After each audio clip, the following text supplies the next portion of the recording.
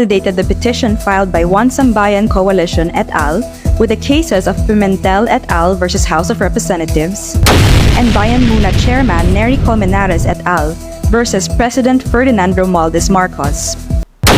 All three petitions challenged the return of excess reserve funds from government-owned and controlled corporations to the National Treasury to fund unprogrammed appropriations. Po ang news, Lecture Hiking TV. Huwag kalimutan mag-click all bell para lagi po tayo updated sa ating mga panibagong video at mag-subscribe na usapan at mainit na balita. Ito ang balita. Supreme Court nagpalabas na ng pahayag patungkol pending fund anomaly. Ito ang ating subaybayan. Pakinggan natin video dito sa kanilang argument. Can I ask just the government corporate secretary? I'm sorry, counsel.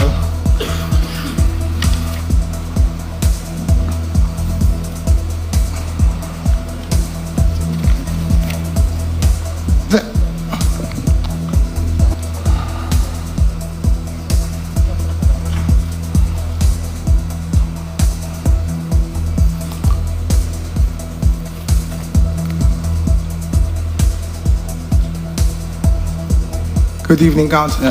Good evening, Your Honors. The PhilHealth has an Office of Actuarial Services and Risk Management Sector. Is that correct? Notarial risk. Actuarial Services and Risk Management Sector. I think that may be correct, Your Honor. And it is headed by a woman named Nerissa R. Santiago. Yes. Is she here? All right, I will be asking you questions, okay? But in the meantime, for purposes of the oral arguments next week, can I ask for a diagram of the entire office? And who are the people for each office and what do they do?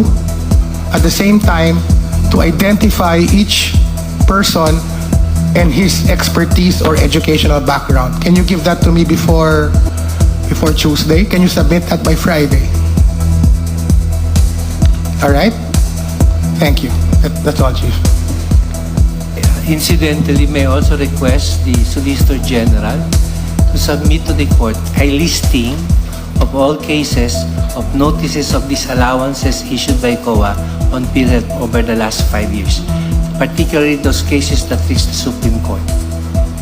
Thank you so much. Yeah. Also, the status of these cases, Sergeant Maynard, when you give us the list, give us also the status of these cases.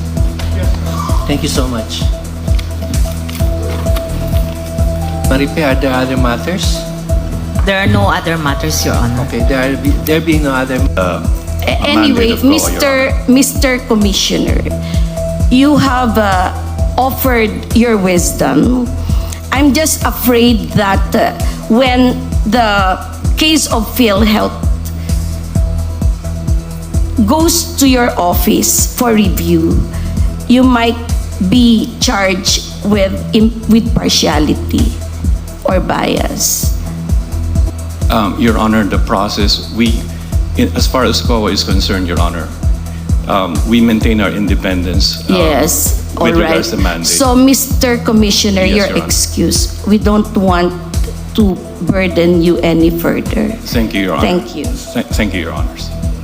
Yes. Can I interject? Yes, please. Mr. Commissioner, you got appointed as a commissioner when? Ad interim February 10. 2025. Your Honor. Yes, Your Honor. Ad interim, Your Honor.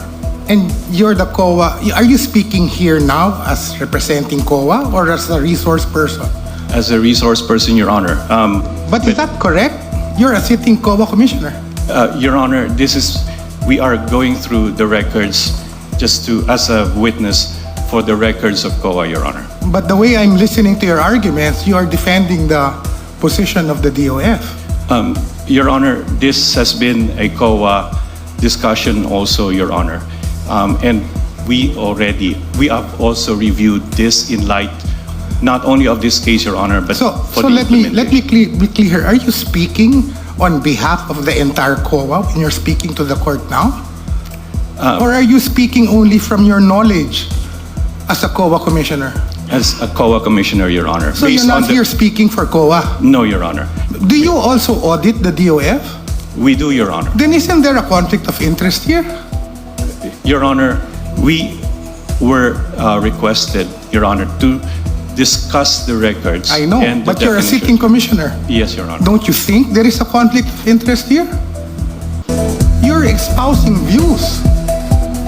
The contending views are to be decided by this court. And now a sitting COA commissioner stands before the court.